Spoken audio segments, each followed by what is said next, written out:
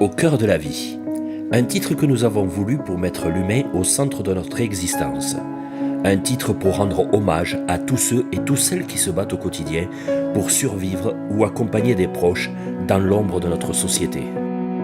Laisser de côté le temps d'une vidéo, notre orgueil, notre égoïsme, notre individualisme et partir à l'encontre de ces gens qui sont au cœur de la vie. De première, nous sommes allés voir le petit Loris, âgé de 2 ans et demi, victime d'un AVC in utero dans le corps de sa maman.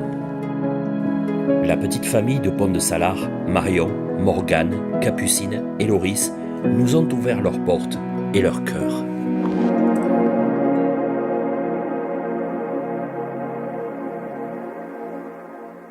Alors, nous sommes là aujourd'hui pour parler de Loris. Déjà, nous dire comment est arrivé déjà son handicap. Alors Loris, il a fait 2 AVC. Alors on a cru longtemps que c'était à la naissance. L'été dernier, on a eu un rendez-vous avec une neurologue sur Montpellier, une neurologue pédiatrique qui a fait un staff avec plusieurs neurologues. Ils se sont avec l'IRM qu'on a fait lorsqu'on a eu son diagnostic. Qui nous a expliqué que c'était des lésions placentaires, liées à un défaut de placenta. Donc on a appris du coup que c'était pendant la grossesse qu'il avait fait ces AVC-là. D'accord.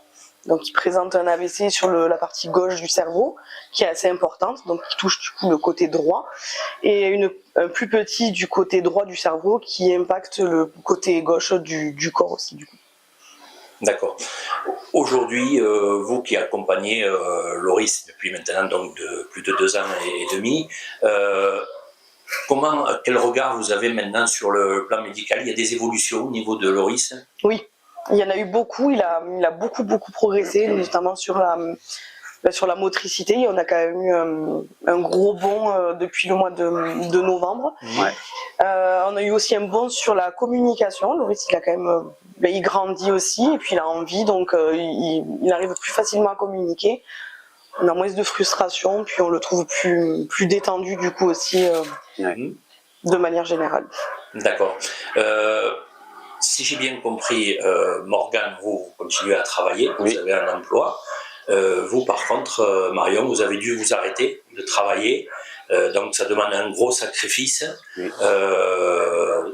Une présence permanente, on va dire, Oui. auprès de Loris. Comment se passent vos journées, en fait?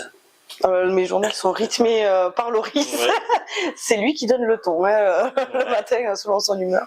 Non, après il a une prise en charge tous les jours quasiment. Il y a quelqu'un qui vient à la maison presque tous les jours pour faire une prise en charge, alors que ce soit kiné, psychomotricité, ergothérapie, orthophoniste aussi qui vient, et une éducatrice. Donc les journées, c'est le matin, ben voilà, on amène sa grande sœur à l'école.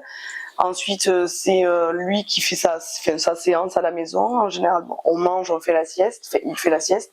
Et ensuite, soit on finit par kiné, nos journées sont chargées. Ouais, oui, très chargé. Et puis après, on va chercher sa grande sœur. Et puis après, c'est le quotidien, ménage, repas, devoirs. On a tout. À cela s'ajoutent aussi les visites médicales. Les visites médicales quand on va, quand on va beaucoup dans les hôpitaux, soit à l'hôpital de Rodez, on peut aller à Toulouse, on peut aller à Palavas, à l'Institut Saint-Pierre, ou dans les hôpitaux de Montpellier aussi, ça nous arrive pour quelques bilans qui ne se font pas sur Rodez. Donc oui, on est bien occupé avec Loris. La question, elle n'est pas innocente. Si je vous la pose, c'est parce que le regard extérieur parfois peut être rude ou être, on va dire entre guillemets, pour parler plus simplement, méchant, dans le style où on dit que la maman est à la maison, donc elle fait pas grand chose. Mais en fait, ça demande beaucoup de travail. C'est un emploi à plein temps, quoi. Tout à fait. Tout à fait. Tout à fait. C'est même, je dirais même, c'est plus qu'un emploi. Oui. C'est plus qu'un emploi, parce qu'un emploi, on attaque à 8h, on finit à 17h, on rentre à la maison. Et mais voilà, moi j'ai pas d'horaire de travail. Elle, c'est de minuit à minuit. C'est du 24 heures sur 24, 7 jours sur 7. Toute l'année, 365 jours par an, elle s'arrête jamais. Donc oui, c'est même plus qu'un emploi, je dirais même. Parce qu'au-delà de ça, dans la société d'aujourd'hui, la prise en charge au niveau de Loris financièrement, tout n'est pas pris en charge. Non. Alors soit une infime partie, on a quand même des choses qui sont prises en charge, on va pas non plus dire que c'est pas le cas, mais il y a du matériel effectivement qui est nécessaire et qui là est vraiment mal remboursé, on va dire. Ouais. Très peu, voire pas du tout, et du coup ça fait sortir, ça laisse un reste à charge aux familles qui est quand même très important. Ouais. D'accord.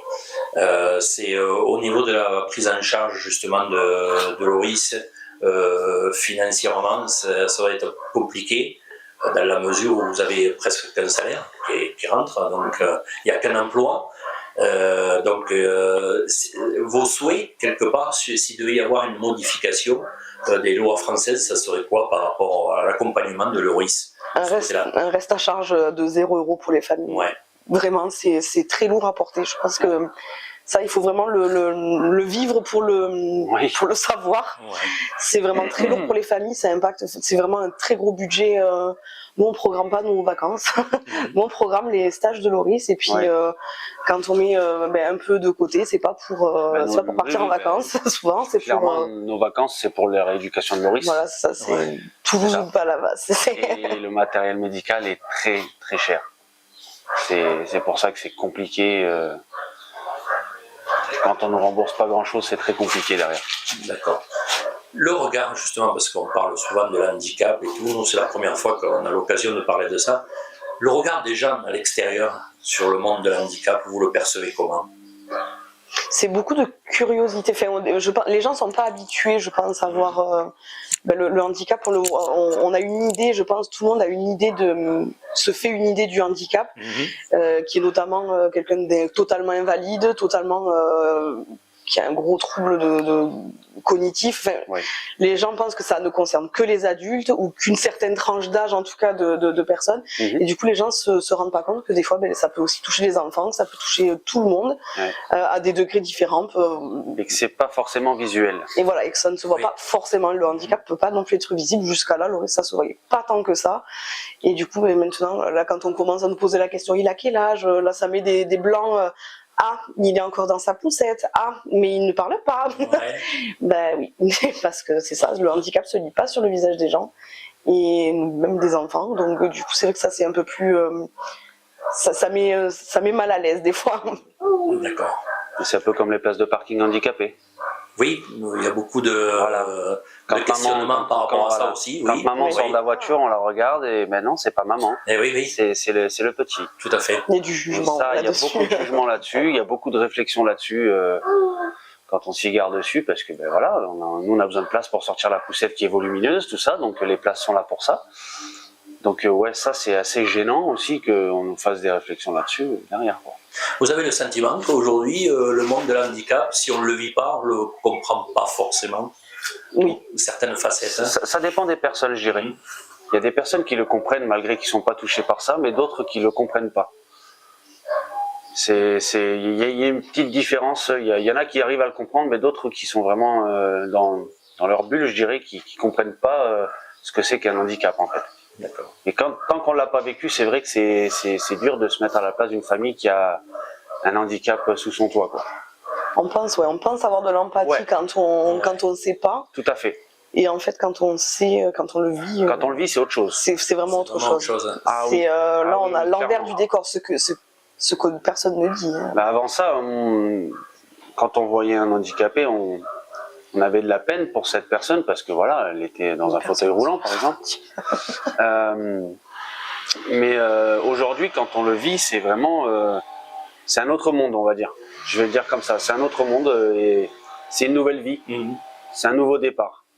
Et oui, parce que vous avez été dans ce cas de configuration, puisque vous avez eu Capucine en Tout à fait. et après vous avez été touché par l'handicap à l'arrivée de Loris. Oui. Donc vous avez eu ces deux regards, on va dire, quelque part, on est complètement différents. Ouais. Voilà.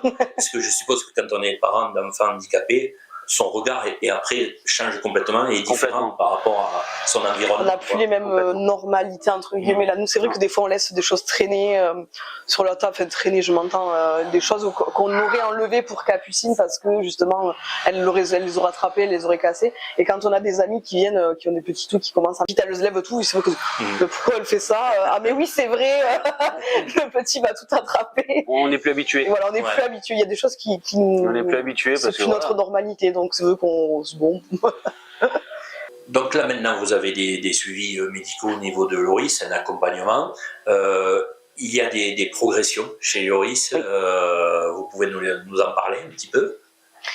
On a eu les ouvertures des mains, il avait les pouces adductus, on appelle ça, il avait les pouces fermés au tout début. Ouais. C'est ça, donc il avait toujours les poignets aussi en flexion, on avait des choses comme ça. Il avait aucune préhension du côté gauche. Ouais. Ni du côté droit, et en fait à force de travail, de beaucoup de kiné, de stages à Palavas, de bon encadrement, on a réussi à avoir cette préhension là au niveau de la main gauche. Il peut attraper des choses, il peut faire beaucoup de choses. Il a appris à se tourner du ventre sur le dos, il a appris un petit peu à ramper à sa façon à lui. Que ce qu'on a eu d'autre après, il tient quand même mieux assis, alors c'est pas parfait, il tient pas très longtemps, il a quand même encore besoin de soutien pour pas se mettre en danger aussi, mais il y a quand même une tenue assise aussi qui est quand même bien améliorée. Et puis maintenant on a des déplacements aussi, alors c'est pas de la marche, c'est des déplacements avec une aide technique, et du coup on a quand même ça aussi, c'est une bonne progression aussi quand même. D'accord. Alors on est ici à Ponsard, on est chez vous. Comment se passe la façon de vivre avec les gens sur Ponsard au niveau des associations, au niveau, on va en parler dans quelques secondes de votre association, comment ça se passe au niveau de la population avec Loris, comment vous avez été accepté? Ça se passe bien. Ça se passe très bien, on n'a pas de problème avec les... Très bien, les gens ils connaissent Loris maintenant. Ouais. Des fois même ça nous arrive de rencontrer des gens qu'on connaît pas. Ah mais c'est le petit Loris qu'on suit sur Facebook, des choses comme ça. C'est agréable parce que voilà, ils viennent vers nous, ils nous parlent, ils prennent des nouvelles de Loris. Ils sont solidaires, il y a vraiment une belle solidarité et beaucoup d'empathie aussi. Ils sont derrière nous, ils nous aident à leur façon. Donc on est bien entouré, on va dire. On est bien entouré, franchement, ouais. Alors justement, on va faire le lien avec l'association. Nous l'avons relayé l'information, vous avez lancé une opération il y a très peu de temps. Vous pouvez nous en dire un mot sur l'association par rapport à Loris? Alors on a créé l'association pour pallier financièrement au coût des installations, voilà, des installations dont il a besoin. Parce que c'est vrai que c'est hors de prix que sortir des fois des grosses sommes, c'est pas toujours faisable dans la mesure où on n'a qu'un seul salaire qui rentre quand même. Du coup, on a créé cette association pour ça. Et puis parce que on est vraiment touchés nous par ce qui nous arrive et on sait que d'autres familles n'ont pas la chance d'avoir ni le temps ni des fois ils n'ont pas forcément le courage. Enfin, on vit vraiment un quotidien très pris. Donc c'est vrai que on a voulu aussi aider d'autres personnes dans notre camp, en se disant on peut pas rester à rien faire. Ok, on peut pas changer grand chose, mais peut-être que si on s'y met tous un petit peu à notre niveau, on peut aider Loris et puis on peut aider d'autres enfants, d'autres familles comme nous. Donc on a créé cette association dans ce but-là. Et du coup on a créé notre premier événement, alors connecté parce que ça demandait moins d'organisation, voilà, de présence, et on pouvait toucher un public plus large. Voilà, ça peut être national, donc du coup tout le monde peut y participer. Donc c'est une course connectée. On vend des dossards via un site Hello Association, là, Hello Asso, on vend les dossards via cette plateforme. Les gens achètent leurs dossards et en fait nous on a mis une date, un délai imparti du 3 mai au 7 juin. Les gens peuvent courir, marcher, faire du trail, faire du vélo,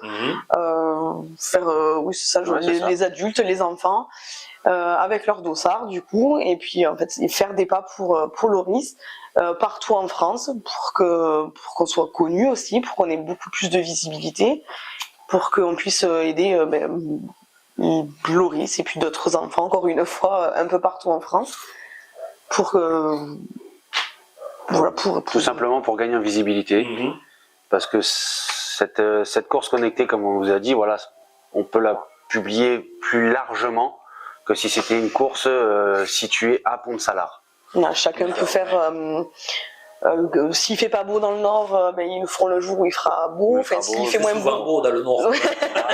S'il fait moins beau dans le sud, voilà, chacun fait en fonction de son planning. Personne aussi. Choisit son jour. Tiens, ce jour-là, je travaille pas. Un jour défini pour venir. C'est ça, ils font. Puis il y a moins de stress aussi au niveau des fois quand il y a des grosses courses, des gros trails qui sont organisés. Il y a moins de stress. Enfin voilà, ça peut être fait aussi pendant un entraînement. Je veux dire, il y a pas besoin non plus d'avoir un niveau sportif élevé. Enfin, je veux dire, chacun fait. C'est inclusif. Voilà, c'est inclusif. C'est quelqu'un on a la petite Octavia aussi qui a eu son petit dossard avec. C'est une petite fille qui a une paralysie cérébrale aussi et et on s'entend très bien avec la maman qui est du Nord aussi du coup et la petite Octavia ils ont pris son dossard et puis elle va avec son déambulateur faire quelques pas, voilà, mais c'est inclusif, tout le monde peut le faire. On a même touché une personne en Suisse, c'est une cousine à moi qui est infirmière et qui a couru avec son patient qui est en fauteuil roulant et elle a participé à la course. Et franchement, c'était énorme parce que je me dis que c'est parti loin cette course connectée, quoi. C'est vraiment aller loin. On a traversé les frontières, quoi. Donc c'est tout simplement, pardon, c'est énorme. Ouais, puis c'est sympa parce que on a beaucoup de retours, on a des photos, tout ça, et c'est. Puis des fois, les gens ont leur histoire, tout à fait. Et puis chacun a son histoire. Voilà, on a toujours quelqu'un qui nous dit, nous ça nous a boosté, ça m'a poussé à faire plus. Et puis on a un monsieur là, un Aveyronais qui nous a envoyé aussi son histoire à lui, son petit garçon qui a des soucis de santé aussi, donc du coup ça nous amène aussi à échanger avec d'autres personnes. Et puis chacun, on voit, chacun a son histoire, chacun a son petit truc, sa petite pensée pour Loris, pour d'autres enfants aussi, et je trouve ça vraiment sympa. Ils viennent des 4 coins de la France et moi je trouve ça vraiment intéressant. On est content d'avoir pu toucher un maximum de personnes pour ça. Du coup, l'association vous a permis de vous dire non, je suis pas tout seul. Tout à fait. Il y a beaucoup de gens dans mon cas, énormément, plus que ce qu'on pense, mais que voilà. Oui, mais on vit tous, même si c'est pas la même pathologie, on vit tous le même quotidien, on vit tous les mêmes. C'est le même combat. Les mêmes galères administratives, on vit tous beaucoup de choses, le même combat, les mêmes journées, les mêmes années, on vit Puis, tous ça, voilà. ça permet quand on rencontre ces personnes-là qui ont les mêmes soucis que nous, ben, leurs problèmes, quand ils n'ont pas de solution, on peut s'entraider. D'accord. Vous voyez? Ben, si elle n'a pas la réponse, ben, peut-être que ma compagne a la réponse. Si ma compagne n'a pas une réponse, peut-être qu'elle a la solution et vice-versa. Ça permet de pouvoir se serrer les coudes entre nous aussi et ben, comme vous avez dit, on tisse des liens avec ces gens-là et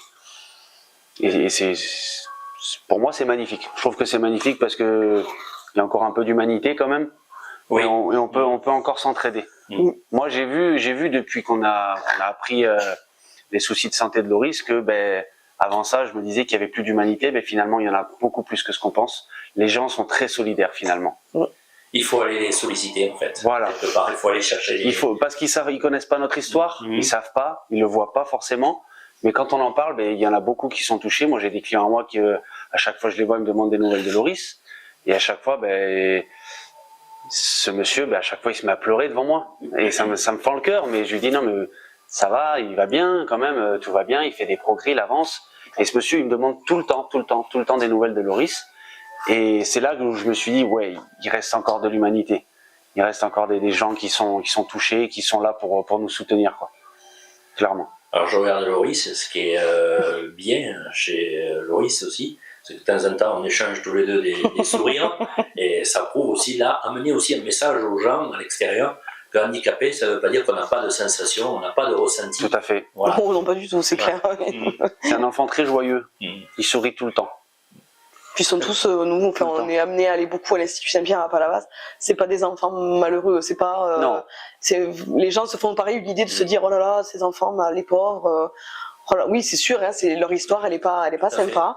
Mais on a beaucoup à en tirer de ces enfants parce qu'ils ont justement Ils sont forts. Ils sont très forts. Ils ont vraiment beaucoup de patience. Ils ont une résilience qui est vraiment impressionnante.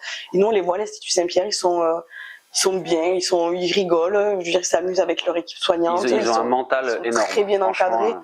Et c'est vrai que c'est rare de voir un enfant pleurer finalement dans des structures comme ça. Ils sourient beaucoup là-bas. Hein. Ouais, ils sont pas. Seraient souvent les bras, eux au contraire sont très combatifs. Voilà. Ouais. C'est nous qui sommes malheureux pour eux, c'est nous qui sommes tristes pour eux, mais eux le sont pas forcément. Alors qu'est-ce que vous souhaiteriez maintenant maintenant on a fait connaissance, on vous suivra bien évidemment, on va pas vous lâcher comme ça. Hein, c'est gentil, merci. Maintenant qu'on a fait connaissance et puis qu'on vous a suivi à travers l'association, ben, votre espoir, votre avenir par rapport à Loris et votre petite famille, c'est une progression, c'est avancer au niveau de Loris. Bah nous tout ce qu'on souhaite déjà, c'est qu'il soit autonome, qu'il puisse marcher, l'amener à l'autonomie, même voilà, s'il marche qu'il puisse pas, parler, voilà. qu'il puisse se faire comprendre. C'est des choses qu'il commence à faire avec les gestes. Hein, pour dire oui, comme on disait, voilà, il dit oui avec la main. Donc déjà, ça c'est un plus pour nous. On peut comprendre ce qu'il veut. Il dit non avec la tête. Donc c'est vrai que ouais, dans le futur, on espère pour lui, déjà pour son bien à lui personnel, c'est qu'il soit autonome et intégré. Et intégré. Oui. Surtout intégré parce que la société c'est important. Faut qu'on puisse vivre avec les autres, être accepté comme on est, et qu'il puisse avancer comme tout le monde. Malgré qu'il puisse avoir des petites séquelles, on ne sait pas encore, on verra plus tard. Hein. Vivre sa vie sa vie comme une personne normale. Le plus normalement possible, ouais. Et ça, on va s'en donner les moyens. Si on doit être auprès de lui jusqu'à ce qu'on soit plus de ce monde, on fera ce qu'il y a à faire pour lui parce que voilà, on est ses parents et que on n'a pas le choix. On doit se battre pour lui, c'est parce que c'est comme je vous disais, si on baisse les bras, c'est lui qui avancera pas quoi dans sa vie. Donc c'est un combat jusqu'à la fin et on le lâchera pas quoi. Autant lui que sa sœur, on va avancer auprès de lui et on va faire le nécessaire. Je pense qu'il vous entend, hein, parce que le message qu'il vous renvoie avec son sourire va déjà dire beaucoup de choses. Eh bien écoutez, merci de nous avoir reçus. On a pu découvrir un petit peu votre association et Loris. On vous suivra, bien évidemment, à travers Aveyron TV. Et puis on ne va pas hésiter non plus, là, juste dans le générique, à mettre un petit peu vos coordonnées pour pouvoir faire des dons et vous contacter éventuellement si d'autres personnes sont intéressées d'entrer en contact avec vous, et remercier également tous les gens qui vous accompagnent dans cette épreuve. Voilà. Oui. Voilà. Écoutez, merci de nous avoir reçus. Merci. Merci à vous. Merci, à très vite.